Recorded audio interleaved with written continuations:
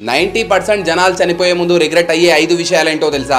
మీ లైఫ్లో ఇలాంటి రిగ్రెట్స్ వద్దు అనుకుంటే వీడియోని సేవ్ చేసుకొని లాస్ట్ వరకు చూడండి. ఒక 1000 మందిని డెత్ బెడ్ మీద వాళ్ళు రిగ్రెట్ అయ్యే విషయాల గురించి అడిగితే ఈ 5 విషయాలు చెప్పారంట. వేరే వాళ్ళు ఏమనుకుంటారో అని కాకుండా, వేరే వాళ్ళ ఆనందం కోసం మాత్రమే కాకుండా, నా కోసం నేను బ్రతికి ఉంటే, నాకు ఇష్టం అనిపించింది నేను చేసి ఉంటే నా లైఫ్ ఇంకా బాగుండేది. నన్ను నేను హ్యాపీగా ఉంచేందుకు ఇంకొంచెం ప్రయారిటీ ఇచ్చుంటే బాగుండేది. నేను ఎలా ఫీల్ అవుతున్నాను, హ్యాపీగా ఉన్నానా, సాడ్గా ఉన్నానా అనేది నా చుట్టూ ఉన్న వాళ్లకు అప్పటికప్పుడు చెప్పి ఉండాల్సింది. ఫ్రెండ్స్తో, ఫ్యామిలీస్తో ఇంకొంచెం టైం స్పెండ్ చేసి ఉండాల్సింది.